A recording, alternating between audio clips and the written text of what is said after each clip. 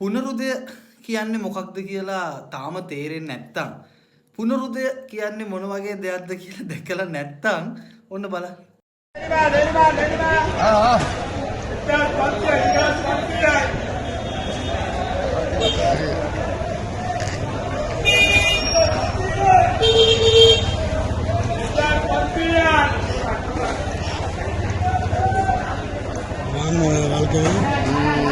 பாத்தீங்கன்னா அனுரையோட கேம் அடிச்சு அடியில பாரு பேமெண்ட் வந்து எப்படி பாக்குறான்னு இதுக்கு தான் சொல்றேன்.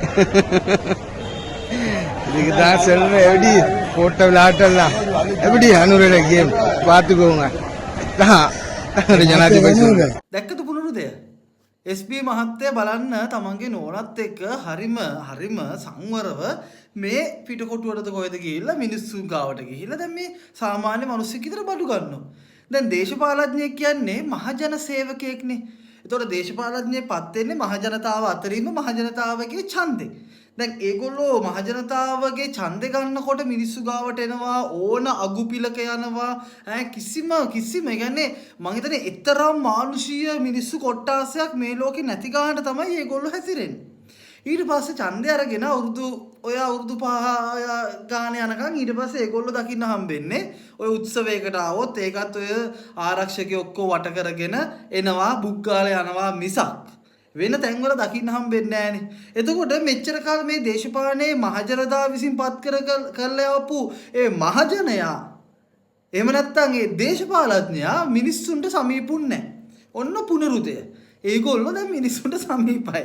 හරිද? ඉස්සර ගාඩ් එකත් එක්ක ලොකු වාහන වලින් ගිහිල්ලා එහෙම නිකන් ඒ කියන්නේ ඇත්තටම මං හිතන්නේ පළතුරක් කන්නේ නැහනේ ඒගොල්ලෝ පාරෙන් පේමන්ට් එකෙන් ජීවිතයට වෙන්නේ නැහැ. ඡන්දේ ගනිද්දි නම් ඉතින් පාරේ පේමන්ට් එකේ පොදු වැසිකිළියෙත් ගිහිල්ලා රීලත් යපෙන්නයි. හරිද? රීල එහෙම නෙවෙයි හොදරත් වෙන්නයි. එහෙමනේ ඡන්දේ ගන්නෙ. හැබැයි සාමාන්‍යයෙන් කොහොම වෙන්නේ නැහනේ ඔන්න පුනරුදේ. අවුරුදු ගාණක් මේ රටේ දේශපාලනයේ ඡන්දයක් කිට්ටු වෙනකොට ඇරෙන්න ඔහොම දර්ශනයක් අපිට ඡන්දෙකින් පස්සේ දකින්න හම්බුනේ නැහැ.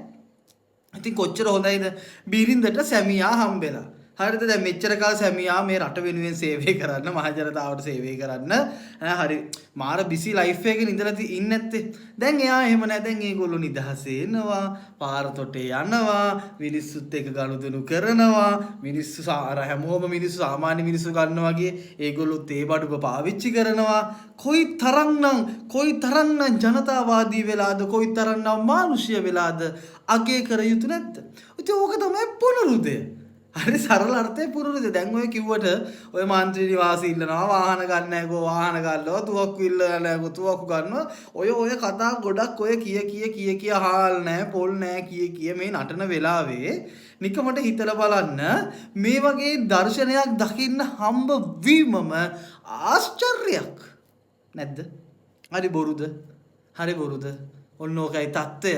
ඔය වීඩියෝ එකේ මම හිතන්නේ යටින් කියන්නේ භාෂාවෙන් කියන්නේ දෙබල භාෂාවෙන් කියන්නේ කොහොමද අනුර කුමාර එහෙම නැත්නම් කොහොමද අලුත් ආණ්ඩුව දුන්න තරම දැන් ඇවිල්ලා පයින් ඇවිල්ලා නිකන් බඩු කරගෙන යනවා වගේ අදහසක් ගම්මේ වෙන දෙයක් තමයි කියන්නේ. ඉතින් මට කියන්න ඕනේ මෙච්චරයි. අවුරුදු ගානක් මේ රටේ දේශපාලනයේ ඉන්න මිනිස්සු ගාම හිටිය මිනිස්සු ඒගොල්ලෝ දේශපාලනයට ගියාට පස්සේ ඒගොල්ලෝ හිතුවා ඒගොල්ලෝ තමයි මිහිපිට දෙවිවරු කියලා.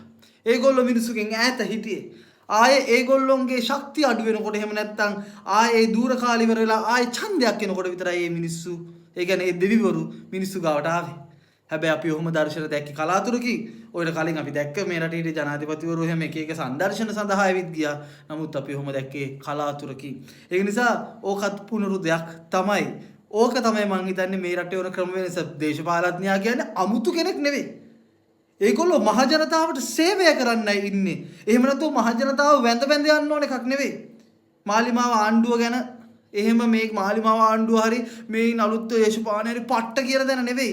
නමුත් දේශපාලන වඳින්න එපා කිව්වා. ඔක ඔයිට කලින් මංගල සමරවීර මහත්තයා කිව්වා. මොන වෙල ඒගොල්ලෝගේ දේශපාලනික ගමන ඇතුළේ මොන මගුල් තිබුණත් මොනෑම මිනිස්සෙක් හරි සාධාරණ දෙයක් වුත් අපි ඒක පිළිගන්නවා. මංගල සමරවීර කිව්වා හරි අමරසූරිය අගමැතිනිය වඳින දුන්නේ නැහැ. මංගල සමරවීර මහත්තයා කිව්වා මේ ළමයි හරි කවුරුත් දේශපාලන වඳින්න ඕනේ නැහැ. ඒක හරියටම හරි. හැබැයි ඒක ප්‍රැක්ටිකලි පේනවා දැන්. දැන් වඳින්න හිතෙන්නේ නැහැ. දැන් හලෝ මචං SB වගේ කැලලකින් තමයි දැන් කතා කරන්නේ. අම්මඩ සිරි SB ඔයත් ඉන්න ඔය අපිත් එක්ක වගේ තැනකින් තමයි එන්නේ. මං කියන්නේ ඒ ගානට තමයි එන්න ඕන දේශපාලනේ. මේ අමුතු මැජික් එකක් කරන්නේ නැහැ ඒගොල්ලෝ. හරි ඒගොල්ලෝ දේශපාලන ඇතුළේ කරන්නේ මහ ජනතාවට සේවයක්. ඒගොල්ලෝගේ වගකීම කරනවා. එච්චරයි. මං කියන්නේ වගකීමන හරියන දේවල් ටික දෙන්න ඕන. ඔය මේ අලුත් දේශපාලන ඇතුළේ අර සමහර අය වේදිකාවල කිව්වා වගේ මේ අතිශය අන්තවාදී විදියට මොකද්ද කියන්නේ මේ මුකුත්ම වරප්‍රසාදයක් ගන්න නැතුව ඔතන ඇවිල්ලා මේ දේශපාලනය කරන්න ඕනේ. ඒ කියපු අයගේ කටවල් වල ප්‍රශ්නයක් මිසක් ඒක මේ දේශපාලනේ මේ අපි වෙන හොයන සමේ ක්‍රම වෙනසත් වලට එහෙම ඉන්න ඕනේ. නිකන් කවුරුවත් මේ පිනට දේශපාලනය කරලා යන්න ඕනේ නැහැ. එහෙම කරලා ගිහිල්ලා වැඩකුත් නැහැ මේ රටට. ඒගොල්ලෝ කරන දෙයට නිසි මේකක් ගන්න ඕන. නිසි වරප්‍රසාදයක් ගන්න ඕන. ඔයම කියපු අය ඉන්නවා මේ ආණ්ඩුවෙත්. ඉතින් ඒක ඒගොල්ලෝගේ කටවල් වල අවුලක්. කොහොම වුණත් පුනරුදය හොයන අයට ඒ කියන්නේ පුනරුදයක් වෙලා නැහැ රට වැටෙනවා කියපු අයට මේවත් හරිම ආශ්චර්යමත් දර්ශන. හරිද? පොල් ගෙඩි මෙහෙම කිව්ව ගමන් හැදෙන්නේ නැහැ. ස්වාභාවික විවසන අපිට එන්න කියලා එන්න මේ කියන්නේ කතා කරලා ගෙන්න ගන්න බෑ. දැන් යන්න කියන්න බෑ. ඒක නිසා මේ දේවල් මේ ආශ්චර්යමත් දේවල් මේවා ඇතුලේ මේ රටේ මෙච්චර කාල නොවුන දේවල් වෙනවා කියන එක ගැන තේරුම්ගෙන එහෙම හිතලා අපි සතුටු වෙන්නත් පුරුදු වෙන්න ඕන. රට වැටෙනකම්ම බලන් ඉන්න හොඳ නෑ. දැන් බලන්න රට හොල්ලගෙන හිටපු මිනිස්සු වැටිච්ච තැන. ඉතින් එතකොට අපිට අභිමානයක් එන්න ඕන. දැන් අපි ඉන්නේ කොතනද? ඒගොල්ලොත් එක්ක සම මට්ටමට අපි ඇවිල්ලාද නැත්නම් අපේ මට්ටමට ඒගොල්ලෝ ඇවිල්ලාද කියලා එක හිතලා අපි සතුටු වෙන්න පුළුවන් වෙන්න ඕනේ. ඒ ගානට නිහතමානී වෙන්න ඕන. ජය වේවා සුබ වේවා. SB මහත්තයාට ජය වේවා.